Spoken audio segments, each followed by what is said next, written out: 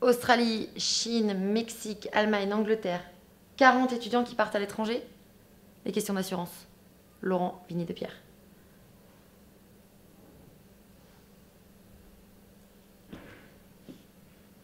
Oui, bonjour Laurent, c'est Julie à l'IPAC. J'espère que tu vas bien. Voilà Laurent, je t'appelle parce qu'on a nos 40 étudiants qui partent à l'étranger et ils se posent bien évidemment les questions d'assurance. Est-ce que tu serais disponible pour venir répondre à quelques questions? Ok, super. Eh bien, à tout de suite sur la Web TV IPAC.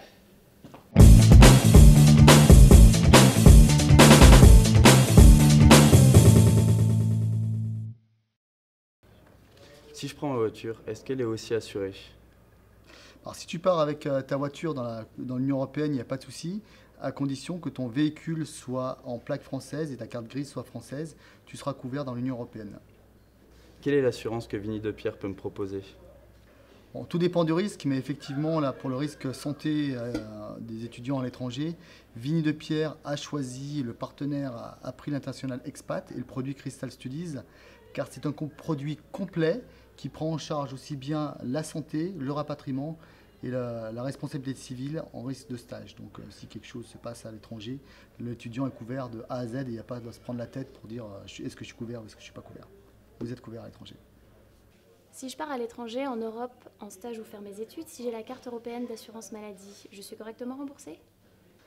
Ok Izan, si tu pars vraiment à l'étranger en Europe faire des études, effectivement la carte d'assurance maladie c'est important de l'avoir. C'est une carte qui est nominative et qui est délivrée par la sécurité sociale, qui est valable un an.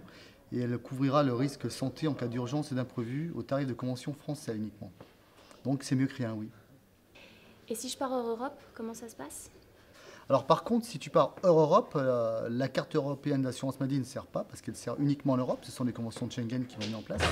Donc si tu pars hors Europe, il faut absolument que tu prennes une garantie spécifique qui te couvre au premier euro, qui rembourse les frais de santé, les frais de rapatriement et les frais d'ARC directement en cas de sinistre. Et s'il m'arrive quelque chose, est-ce que je dois avancer les frais? Alors, est-ce que tu dois avancer les frais? Je te dirais, si tu pars en Europe, tu dois avancer les frais qui dépassent le tarif de convention de la Sécu. Donc oui, tu vas avancer une partie des frais. Et même parfois, tu vas être obligé d'avancer tous les frais, même en Europe. Et on te demandera de bien conserver tes factures pour que tu puisses, après, les renvoyer à ta sécurité sociale, pour qu'elle puisse te les transmettre et que nous, on puisse rembourser derrière. Donc ça, c'est si tu prends un complément de la sécurité sociale. Si tu prends une garantie Crystal Studies au premier euro, tu n'auras pas à avancer de frais, sauf les frais de visite de médecin. Mais tous les frais qui sont de manière importante, les hospitalisations par exemple, tu n'auras rien à avancer. Donc ça, c'est vraiment une sécurité pour toi, pour ta famille. Ça évite d'avoir des soucis lorsque tu pars à l'étranger. Et dans ce cas, comment l'assurance me rembourse? Alors, comment on te rembourse? Comme je te l'ai dit auparavant, si c'est l'hospitalisation, on fait une prise en charge directe dans l'hôpital où tu seras interné, hospitalisé.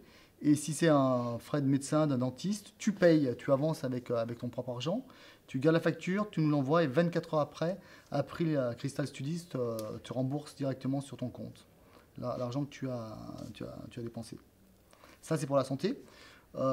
S'il y a un risque autre qui fait intervenir la responsabilité civile, tu nous appelles et on met en place un système d'assistance qui va t'aider, te guider dans les problèmes que tu vas rencontrer à l'étranger.